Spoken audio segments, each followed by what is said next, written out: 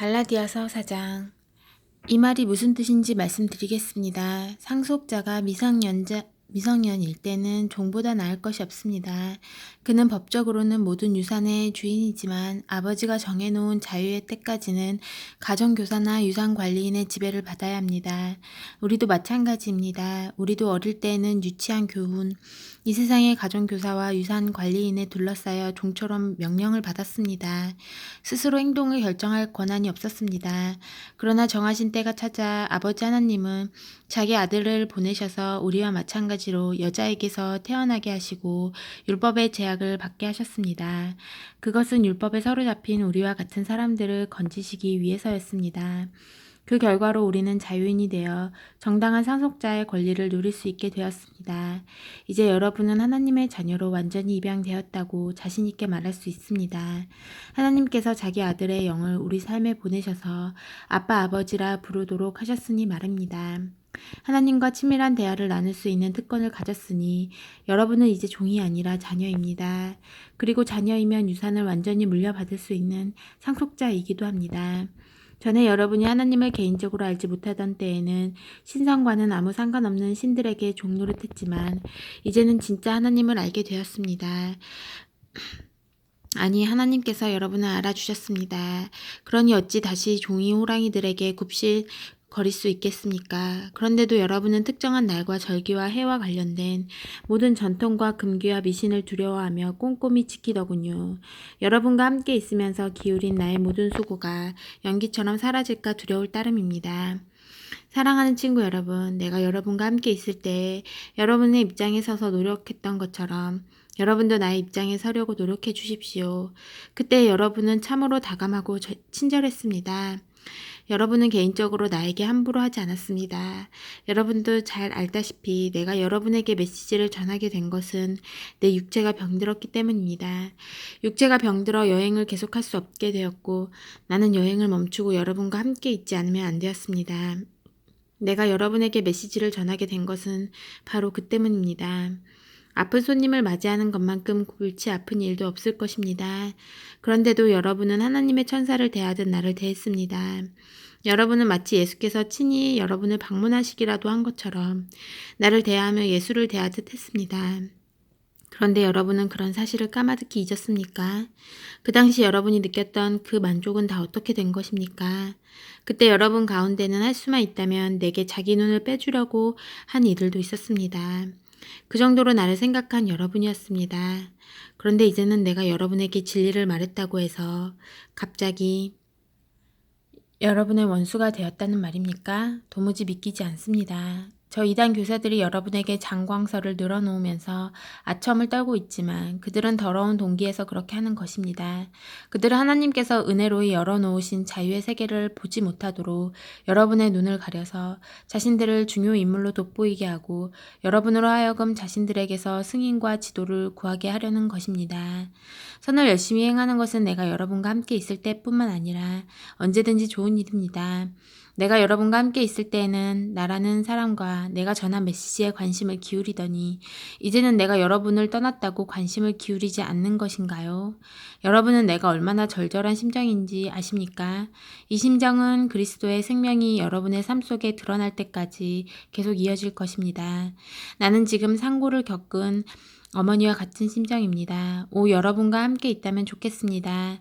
그렇다면 이렇게 좌절감에서 터져나온 냉담한 편지 형식의 글을 보내지 않아도 되었을 테니까요. 율법에 흠뻑 빠진 여러분, 내게 말해보십시오. 여러분은 율법을 자세히 살펴보았습니까? 기억하겠지만 아브라함에게는 두 아들이 있었습니다. 하나는 여종의 아들이고 다른 하나는 자유인의 여인의 아들이었습니다. 여종의 아들은 인간적인 묵인 아래에서 태어났고 자유인 여인의 아들은 하나님의 약속으로 태어났습니다. 이것은 지금 우리가 다루고 있는 주제를 잘 설명해 줍니다. 그 두 출생 방식은 하나님과 관계를 맺는 두 가지 방식을 가리킵니다. 그중 하나는 아라비아의 시내산에서 생겨난 방식입니다. 그것은 지금도 예루살렘에서 계속되고 있는 것과 일치하는 삶, 곧 끊임없이 종을 만들어내는 종의 삶입니다. 바로 하갈의 방식입니다. 반면에 우리 눈에 보이지 않는 예루살렘, 곧 자유로운 예루살렘이 있는데 그 예루살렘이 바로 우리의 어머니입니다. 이는 다름 아닌 살아야 방식입니다. 이사야가 기록한 것을 기억해 보십시오. 즐거워하여라 아이를 낳지 못하는 여인아, 환성을 울려라 상고를 겪어보지 못한 여인아. 아이를 낳지 못하던 여인의 자녀가 선택받은 여인의 자녀보다 훨씬 많기 때문이다. 친구 여러분, 여러분은 이삭과 같은 약속의 자녀라는 것이 분명하지 않습니까? 하갈과 사라의 시대에는 부정한 묵인 아래 태어난 아이 이스마엘이 신실한 약속으로 성령의 능력으로 태어난 아이 이삭을 괴롭혔습니다. 여러분이 지금 예루살렘 출신의 이단자들에게 괴롭힘을 받는 것은 바로 그런 일의 되풀이라는 점이 분명하지 않습니까? 우리가 어찌하여 하는지 성경은 이렇게 말하고 있습니다. 여종과 그 아들을 내쫓아라. 종의 아들은 자유인 아들과 함께 상속을 받을 수 없기 때문이다. 그렇다면 분명하지 않습니까? 우리는 여종의 자녀가 아니라 자유인 여인의 자녀입니다. 5장 그리스도인의 자유. 그리스도께서 우리를 해방시켜 자유로운 삶을 살게 해주셨습니다. 그러니 굳게 서십시오. 그 누구도 다시 여러분에게 종의 멍에를 씌우지 못하게 하십시오. 나는 단호하게 말씀드립니다. 여러분 가운데 누군가 할례를 받고 여타의 율법 체계에 굴복하는 순간 그리스도께서 애써 쟁취하신 자유라는 선물은 사라지고 맙니다. 거듭해서 경고합니다. 할례의 방식을 받아들이는 사람은 그리스도 안에서 이루어지는 자유로운 삶의 유익을 율법이라는 종의 삶의 의무로 바꾸는 자입니다. 나는 여러분이 의도한 것이라고는 생각하지 않지만 그런 일이 실제로 일어나고 있습니다. 여러분이 종교 활동에 기대어 살려고 하는 순간 여러분은 그리스도에게서 떨어져 나가는 것이며 은혜에서 떨어져 나간 것입니다. 그러나 우리는 성령과의 만족스러운 사귐을 애타게 기다리고 있습니다. 그리스도 안에서 종교적 의무를 성실히 준수하거나 무시하거나 아무 차이가 없기 때문입니다. 중요한 것은 그보다 훨씬 내적인 것입니다. 그것은 다름 아닌 사랑으로 표현되는 믿음입니다. 여러분은 아주 잘 달리고 있었습니다. 그런데 누가 여러분의 길에 끼어들어 여러분의 참된 복종의 길에서 멀어지겠습니까? 그러한 탈선은 애초에 여러분을 경주로 불러주신 분께로부터 온 것이 아닙니다. 이 말을 그저 한 귀로 듣고 흘려보내지 마십시오. 여러분도 알다시피 약간의 누르기 순식간에 반죽 전체를 부풀어 오르게 합니다. 주님은 내 마음 깊은 곳에 여러분이 변절하지 않을 것이라는 확신을 주셨습니다. 그러나 누구든지 여러분을 흔드는 자는 하나님의 심판을 받게 될 것입니다. 내가 다마스쿠스 길에 들어서기 전에 그랬듯이 지금도 계속해서 할례의 방식을 전하고 있다는 소문은 터무니없는 것입니다. 만일 그렇다면 왜 내가 지금도 박해를 받겠습니까? 내가 그 낡은 메시지를 전하면서 이따금 십자가를 언급한다면 아무도 기분 상하지 않을 것입니다. 그처럼 물 탄 듯한 메시지는 아무도 상관하지 않습니다. 할례에 집착하여 여러분을 선동하는 자들은 아예 끝까지 가서 거세하는 편이 좋겠습니다.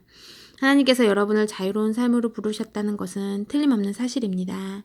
그러나 여러분은 그 자유를 방탕한 삶을 위한 구실로 삼지 마십시오. 여러분의 자유를 망치지 마십시오. 오히려 여러분의 자유를 사랑 안에 서로 섬기는 일에 사용하십시오. 그것이야말로 자유가 자라는 길입니다. 우리가 하나님에 대해 아는 모든 것을 한 문장으로 요약하면 내 자신을 사랑하듯 다른 사람을 사랑하라는 것입니다. 이것이야말로 참된 자유의 행위입니다. 여러분이 서로 물고 뜯고 핥히며 얼마 못 가서 서로가 파멸할 것이니 조심하십시오. 만일 그렇게 된다면 여러분의 값진 자유가 설 자리가 어디에 있겠습니까? 내가 드리는 조언은 이러합니다. 자유롭게 살되 하나님의 영이 이끌고 복돋아 주시는 대로 사십시오. 그러면 여러분은 이기심이라는 욕망에 휘둘리지 않게 될 것입니다. 우리 안에는 죄스러운 이기심이 자리하고 있는데 그것은 자유로운 영을 거스릅니다. 자유로운 영은 이기심과 양립할 수 없습니다. 그 두 가지 생활 방식은 정반대입니다. 여러분은 그날그날 기분에 따라서 어떤 때는 이렇게 살고 어떤 때는 저렇게 살 수 없습니다. 성령이 이끄시는 삶을 선택하여 율법이 지배하는 변덕스러운 욕망의 삶에서 빠져나오십시오.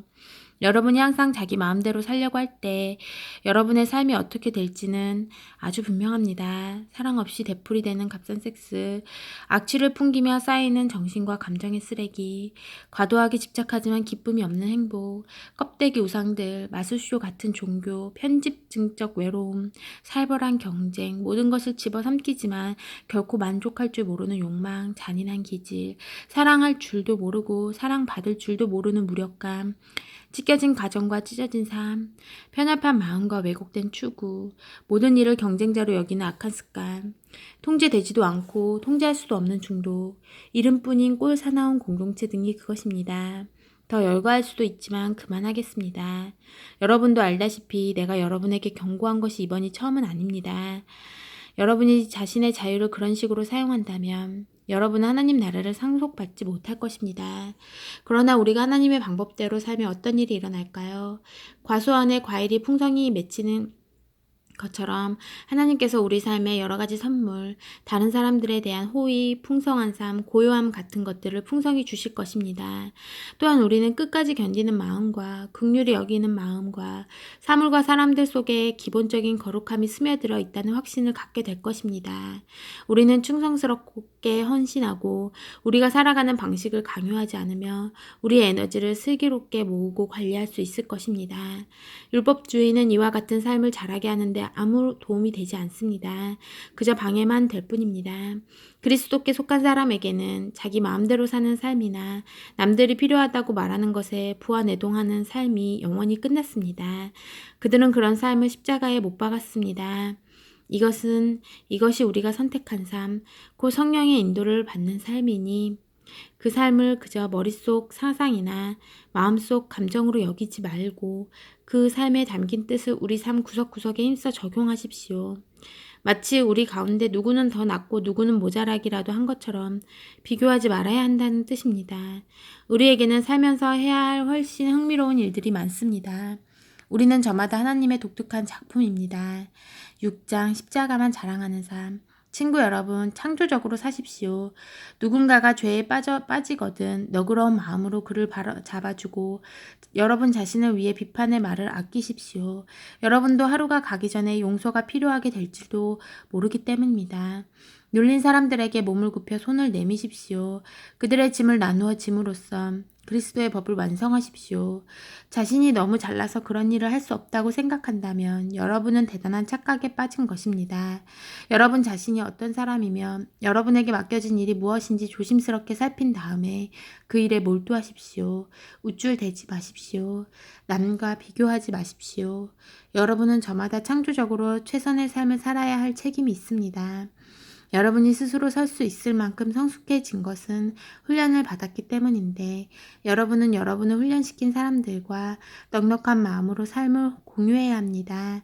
여러분이 소유한 것이든 경험한 것이든 온갖 좋은 것을 함께 나누어야 합니다. 착각하지 마십시오. 어느 누구도 하나님을 속일 수 없습니다. 사람은 심은 대로 거두게 마련입니다. 다른 사람의 사정은 아랑곳하지 않고 하나님을 무시하고 이기심을 심는 사람들은 잡초를 거둘 것입니다. 그런 사람은 자기만을 위해 살면서 온통 잡초만 키워낼 것입니다.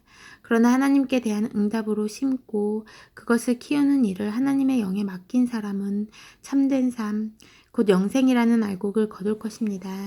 그러니 선을 행하되 지치지 마십시오. 포기하거나 중단하지 않으면 때가 되어 좋은 알곡을 거둘 것입니다. 그러므로 이제 기회가 있을 때마다 모든 사람의 유익을 위해 힘쓰십시오. 믿음의 공동체 안에 있는 가까운 사람들에게부터 그 일을 시작하십시오. 마지막으로 나는 내가 여러분에게 말씀드리는 것이 얼마나 중요한지 강조하기 위해 이렇게 굵은 글씨로 손수 씁니다. 할례의 방식을 여러분에게 강요하려는 자들에게는 오직 한 가지 동기밖에 없습니다. 그들은 손쉬운 방법으로 남들 앞에서 좋게 보이려고 할 뿐 믿음으로 살겠다는 용기, 곧 그리스도의 고난과 죽음에 참여할 용기는 없습니다. 그들이 율법에 대해 하는 말은 모두 헛소리에 불과합니다. 정작 그들 자신은 율법을 지키지 않습니다. 그들은 율법을 준수할 때에도 지극히 자의적으로 취사 선택을 합니다. 그들이 여러분에게 할례를 받게 하려는 것은 여러분을 자기 편으로 끌어들여 자신들의 성공을 자랑하려는 것입니다. 비열한 행동이 아닐 수 없습니다. 그러나 나는 우리 주 예수 그리스도의 십자가만을 자랑하겠습니다. 그 십자가로 말미암아 나는 이 세상에 대해 십자가에 못 박혔고 남을 기쁘게 하거나 남이 지시하는 하찮은 방식에 나를 끼워 맞추려는 숨막히는 분위기에서 벗어났습니다. 여러분은 이 모든 일의 핵심이 무엇인지 알겠습니까? 그것은 할례를 받거나 안 받거나 하는 일과 같이 여러분과 내가 하는 일에 있지 않습니다. 핵심은 하나님께서 지금 하고 계신 일에 있습니다. 그분은 완전히 새로운 것, 곧 자유로운 삶을 창조하고 계십니다. 이 기준에 따라 사는 사람은 누구나 하나님의 참 이스라엘, 곧 하나님이 택하신 백성입니다. 이들에게 평화와 긍휼이 있기를 바랍니다. 아주 솔직히 말씀드리자면 나는 더 이상 이런 말다툼에 시달리고 싶지 않습니다. 내게는 해야 할 훨씬 중요한 일이 있습니다. 이 믿음으로 진지하게 사는 것입니다. 내 몸에는 예수를 섬기다가 얻은 상처 자국이 있습니다. 친구 여러분, 우리 주 예수 그리스도께서 값없이 주시는 은혜가 여러분 각 사람 깊은 곳에 있기를 바랍니다. 아멘.